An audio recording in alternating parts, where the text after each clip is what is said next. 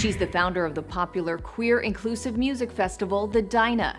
Back in 1991, Mariah Hanson created a community building and life-affirming space for lesbians and queer women. It was known as the Dinah Shore Weekend, later becoming the largest queer women event in the world. Now, over 3 decades later, the Dinah's success has catapulted to new heights, bringing in A-list headliners like the Pussycat Dolls, Katy Perry, and Lady Gaga. We're chatting with Mariah all about the groundbreaking event. This is Advocate Now.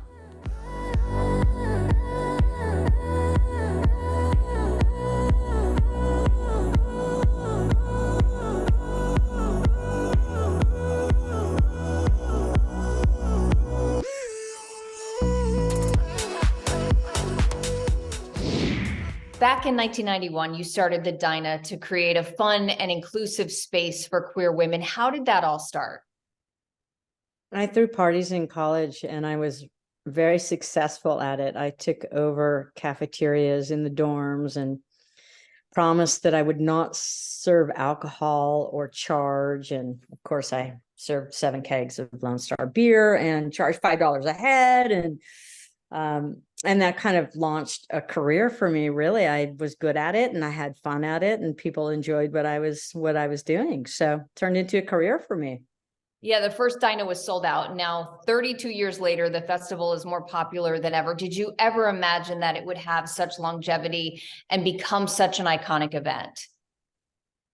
No, I think it's pretty mind-boggling, and I am always in awe of the Dinah.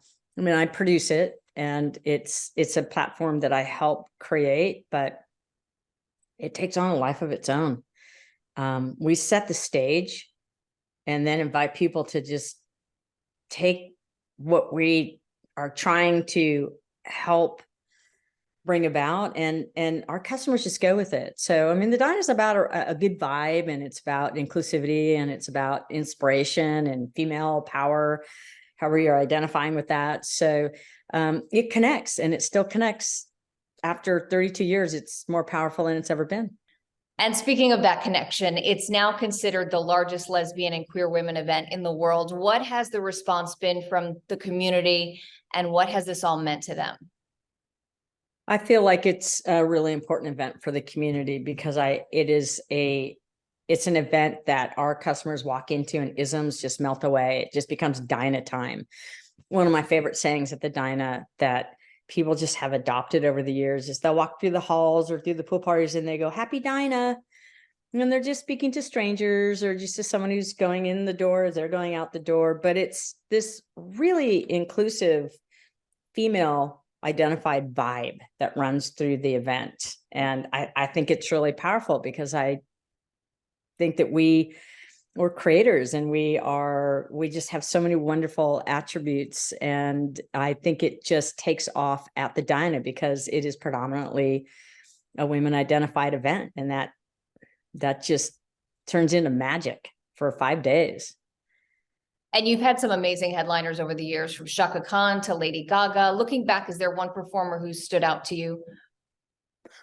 I've had some pretty amazing performers over the years, but I think if you had me pick just one, it would probably be Chaka Khan, believe it or not, because that was someone who was my idol when I was growing up. And so to be able to book her was a huge treat for me. And I was actually with my mom, and she was like about 89 years old. And it's just a great photo of me dragging her, that poor woman, to go and take a picture with Chaka Khan and my management team. And that's a really wonderful memory for me because we both were able to share that. But I've got other, I remember Jessie Reyes and feeling, wow, what a powerful artist. She just had this stage presence and this message that was undeniable and just so powerful. So I've been really lucky. I've had some amazing people on that stage.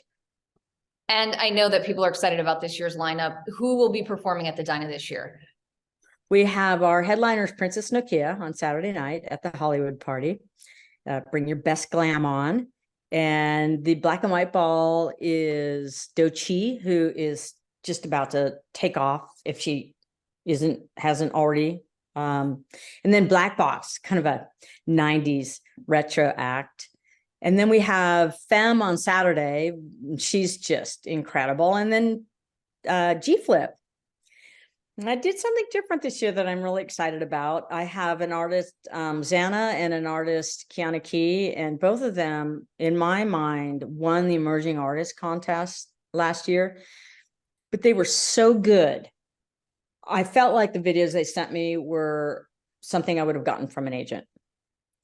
And I told them both, I said, you can play this year or I'll put you on the lineup next year and you'll be part of the official lineup. And then I thought, start inviting agents to your event and do this every year and create an opportunity for unsigned queer female artists to get some exposure and maybe get picked up by an agent. So I'm really excited about that aspect. And I hope everybody goes to both those performances because I think they're going to be wild.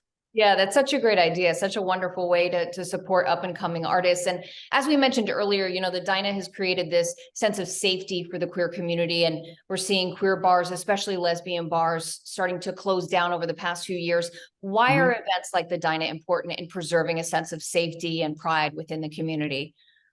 I think that it has to do with our cultural identity, because I think that that the LGBTQIA community has its own culture, and that might be a little bit massaged when you're talking about queer women versus queer men. But we've all gone through the coming out process. We've all gone through the pain of that and the joy of that. I think we have a collective cultural sense of humor that's all our own, and we look at politics differently. So I feel like events like that really hold on to something that we all share and really brings us together and unites us. And I think the loss of that in communities is, I hope, just temporary, because even though I love that we're getting into mainstream society and being very accepted, and we can go to a straight bar or we can go to a mainstream bar and feel just as comfortable as if we were at a queer bar, there's a cultural difference, and there is a process that we go through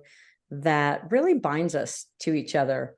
We always have each other's back because we've been through hell together, and we've also, you know, seen the joy of living authentically. Well, Mariah, thank you so much again for being here. And for those who are interested, the Dinah will take place September 20th through September 24th. If you want more information, just head to thedinah.com. Mariah, thank you so much. It's my pleasure to be here. Thank you. I'm Sonia Baghdadi. Thanks for watching and advocating. For more stories and content like this, visit advocate.com and advocatechannel.com. On Monday on Advocate Now. It's so important to be selective about what we put on our skin. Do you feel like progress is being made in the skincare and beauty industries when it comes to awareness about toxic ingredients and how they can affect us? Yeah, I think that people are speaking out a lot more. We see a lot of creators talking about the negative effects of even like having the products packaged in plastic, or even have ingredients to make like a mascara more water resistant. So there's things that we do know now because people are speaking up, but I think that not enough is being done.